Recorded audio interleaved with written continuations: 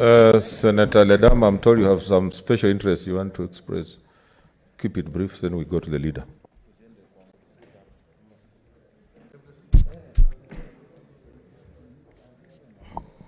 Mr. Speaker, sir, just in 3 minutes.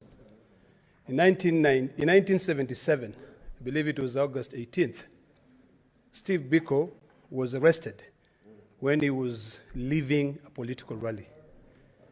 And he said some very powerful words. He said, I'm going to be me as I am, and you can beat me or jail me or even kill me, but I'm not going to be what you want me to be. Mr. Speaker, sir, those are very powerful words. And they remind me today of a young man, Senator Lelekwe, of a young man, Senator Malala, and my dear neighbor, who is currently in the police custody. In fact, as we sit here, Senator Langat has already surrendered himself to the police. A person who is elected to represent the interests of their people. And when it comes to something so emotive, instead of allowing wisdom or the power to convince, you are intimidated. Mr. Speaker, sir, it is very sad. We stand with our colleagues, and I want to appeal to the residents of Bomet, the residents of Samburu, and also the residents of Kakamega to stand with their leaders. Senator Orengo spoke here, and earlier on today, Mr. Speaker, sir, during those periods where I become very emotive, I tweeted, and I said something that I totally believe in it, that we are going back to the era of Moi. I was hoping that my colleague, Senator Gideon Moi, will be here so that I can tell him, my brother, you and I are young, let us not go back. Because what will happen is that we will look, people who have fought so hard, my dear brother, my dear, I call him my father. What's your point of order, Senator Mwaura? There's a point of order. Thank you, Mr. Speaker. Mr. Speaker, it is the order of this House that when the leader of minority speaks, it's only the leader of majority who responds. Now, Mr. Speaker, you said, let me finish. Mr. Speaker, take your seat, Senator Ledama. Take your seat. Mr. Speaker, you say that there was something of special interest that Senator Ledama is supposed to converse of the floor of the House against the protocol, against the procedure. And from his prosecution, he is speaking like any other senator. Is he really in order to come in between the leader of minority and majority? Yet majority of us would have also wanted to contribute, but we respected your ruling, Mr. Speaker. Order. That is my discretion as a speaker, and I've allowed him to speak. Proceed.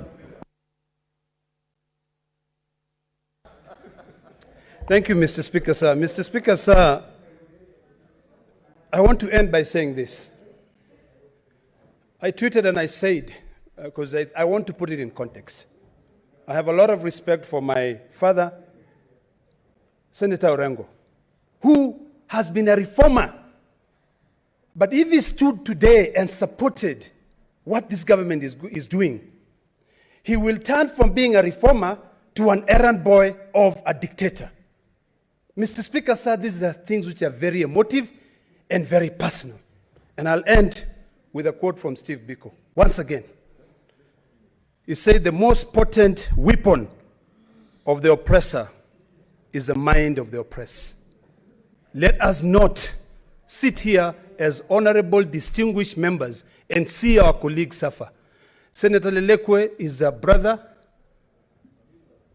Senator Langat is a brother. Senator Malala is a brother. And it doesn't matter whether we agree. We normally disagree here. But today, if I do not stand here and defend them, I will not have a face when I go back to my county. So, Mr. Speaker, sir. What's your point of information, Senator Murkomen? You can speak from there.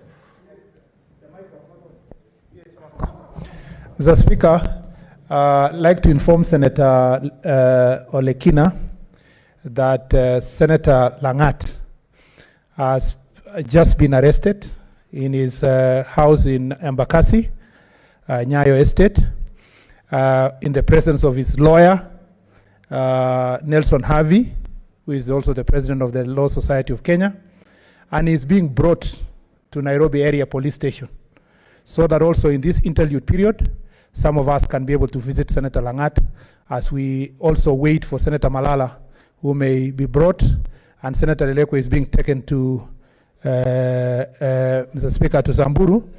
We only hope that he will not be blindfolded and thrown into a forest. I just wanted to inform him. Thank you, Mr. Speaker. Okay, conclude, Senator.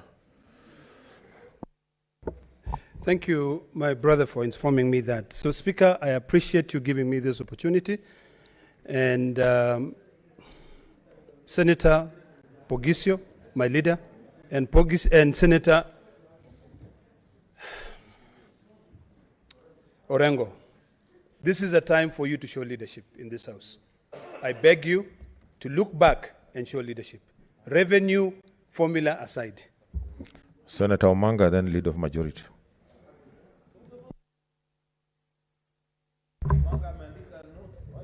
Gender.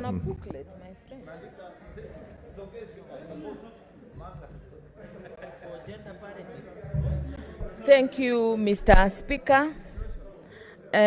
Please protect me from the male members who are almost, they're making noise and I'm not able to. Yes, thank you, Mr. Speaker.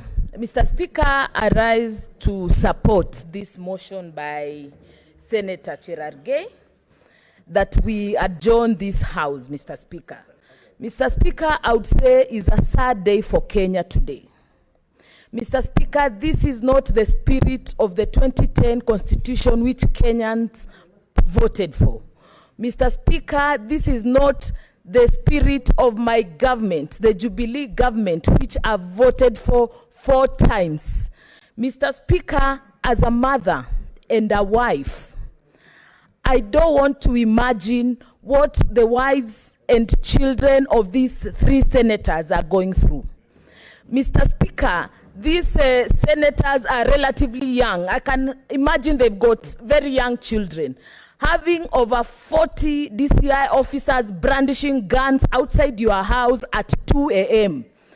What kind of trauma would these children go through, and the kind of stigma? While, Mr. Speaker, we have Jack Ma donations being stolen at JKIA and no one has been arrested up to date. While we have the court ruling on the Ruaraka land saga, and we've not seen anyone arrested, Mr. Speaker. Mr. Speaker, I would say we cannot breathe. Mr. Speaker, these fraudsters, they are now coming to Parliament. If they can treat senators and members of Parliament like that, then what happens to the raia, the wananchi, the normal Kenyans, the poor Kenyans with no voice back in the villages? Mr. Speaker, we should shun this. Mr. Speaker, today you have to come out strongly and stand with your members in this House. We cannot continue with business as usual until the 3 senators appear in this House. Thank you, Mr. Speaker. I support.